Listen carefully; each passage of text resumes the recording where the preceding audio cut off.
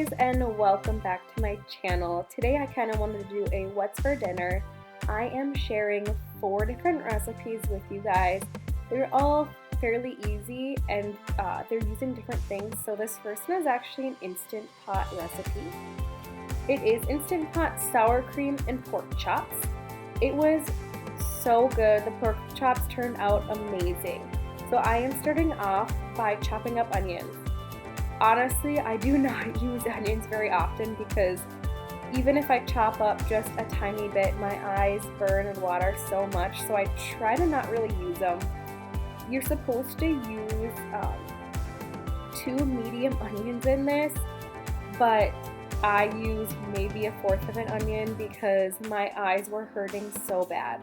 So I am just melting butter in my Instant Pot.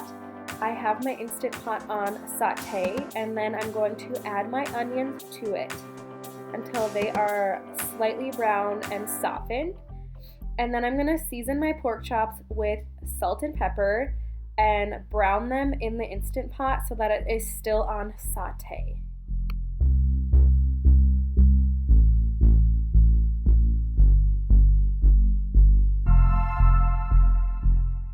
Don't mind my voice in this video. Our whole family actually has a cold. My youngest son got RSV, and then we kind of all got it, but for my oldest, who's a toddler, it's mainly like a cold for him, and for me it's a cold, so bear with my voice in this video.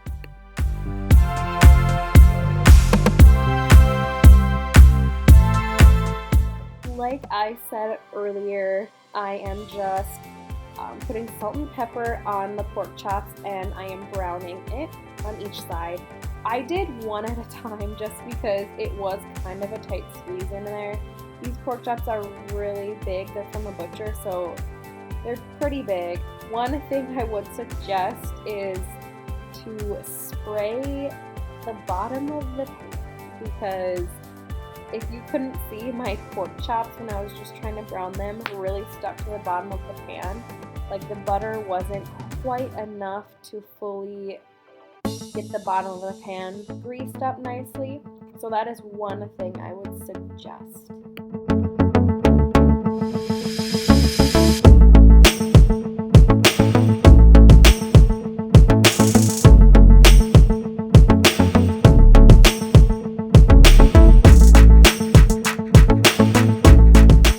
Once the pork chops are browned on each side, you're going to want to switch the Instant Pot to off, and then you are going to add beef stock and Worcestershire sauce, and then what you want to do is you want to scrape the brown bits from the onions and the pork chops kind of off the bottom and into the mixture that you just put in.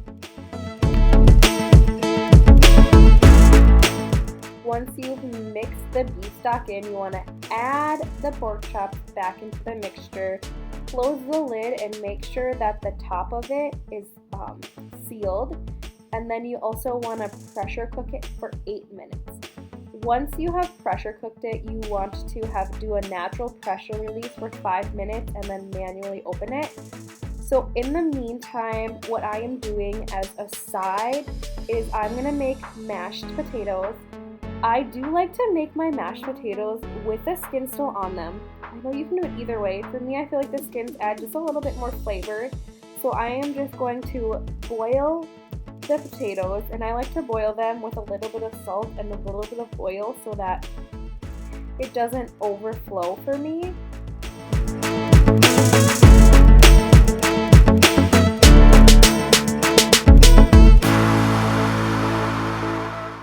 So once the potatoes were boiled, I added some butter.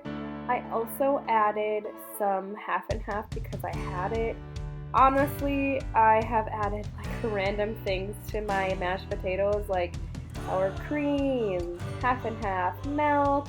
Then I did a little bit of salt, and then I mashed them up.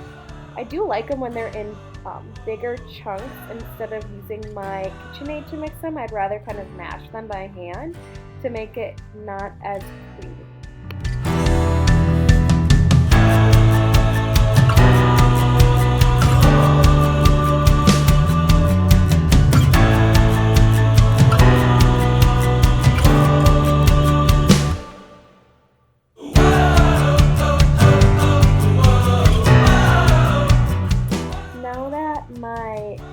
Instant Pot is done, what I'm going to do is take the lid off, and then I am going to set the pork chops to the side. And you don't have to do this, but if you do want the, I'm going to call it gravy, a little bit thicker, you can add cornstarch to it, which is what I did. So I mixed up cornstarch in it to make it thicker, and then I added 1/3 of a cup of sour cream to make it more gravy-like.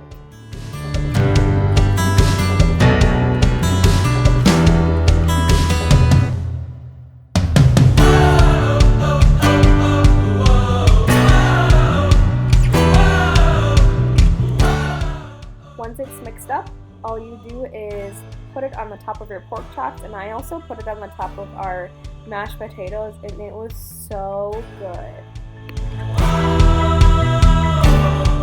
This next recipe is called one pan cheesy pasta.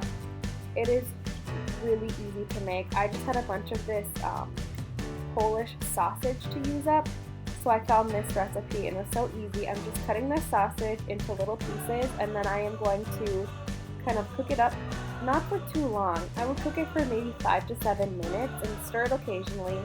If you want to, you can add onions and cook the onions at the same time, but like I said earlier, I don't use onions a lot, so I decided not to use them on this one.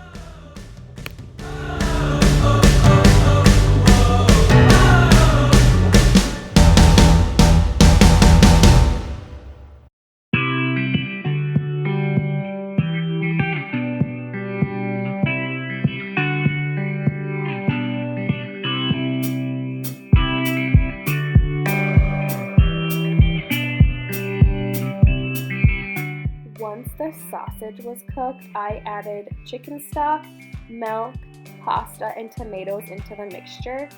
It does say to use sun-dried tomatoes, but I don't like sun-dried tomatoes and we didn't have any.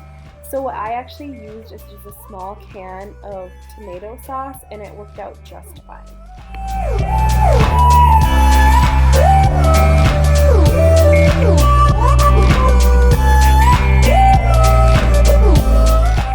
Once you've added everything into the mixture, you want to bring the mixture to a boil and then reduce the heat and put a cover on it and cook it for 10 to 12 minutes.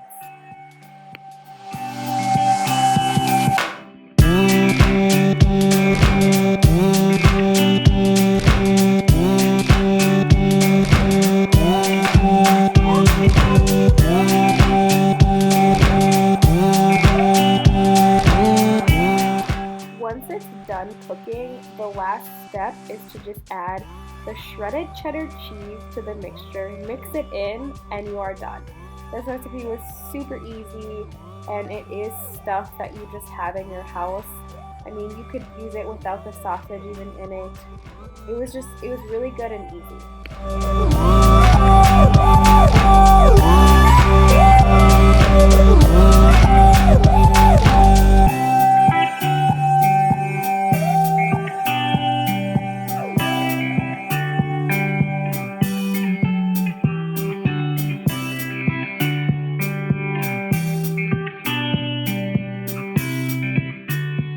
This next recipe is a crock pot recipe. It is slow cooker cream cheese cracked chicken.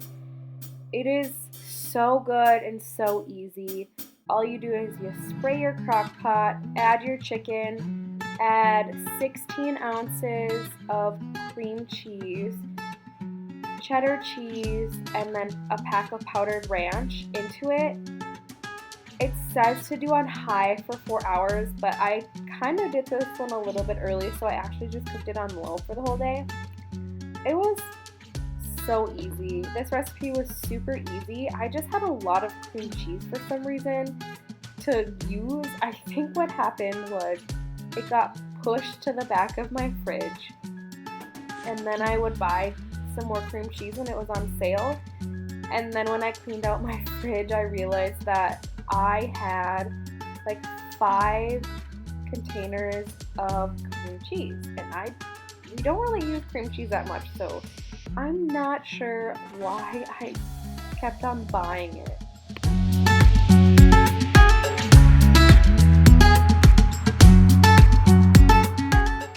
I almost forgot to mention, but I also used a teaspoon of garlic powder along with the ranch packet. Once the meat is done cooking, all I did was quick shredded it up with a fork. It shredded so easily. And then for a side, I didn't show this, but I made potato wedges, which I just sliced up the potatoes, put oil on them, and then seasoned them just to have something kind of for a side with this. And then you also make the chicken into sandwiches and put them on hoagie buns. Now, my last meal for this video are breakfast burritos. This is pretty self-explanatory. I actually used bacon because we had some thick cut bacon. I cut the bacon in half and I am cooking it right now. And then I am just going to mix up my eggs to make the scrambled egg part of it. What I like to do, especially for breakfast burritos, is make the eggs a little bit more sweet to add sweet and salty to it. So I'll put milk in the eggs, and then I also like to put a little bit of sugar and some vanilla in them. I don't know why, I have always just liked sweeter scrambled eggs. And then it adds just a little bit of sweetness with the bacon that's salty.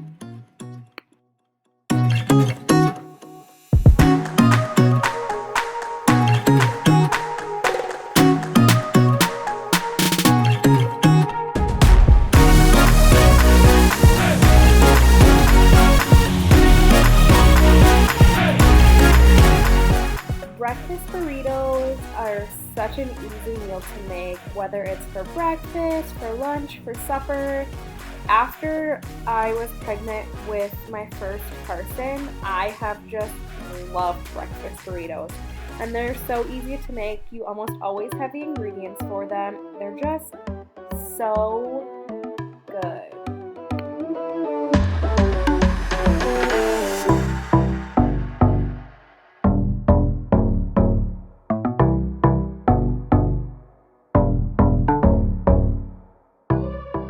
Now I am just scrambling up the scrambled eggs.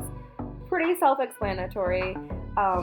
What I actually did, I don't know what most people do with their bacon grease, but what I've been doing lately is just dumping it outside on our grass because, well, I guess snow right now.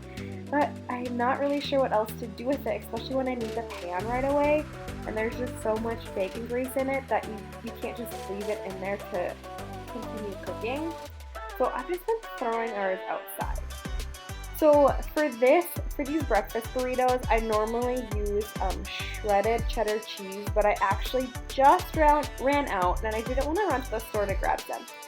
So I had cheddar cheese slices.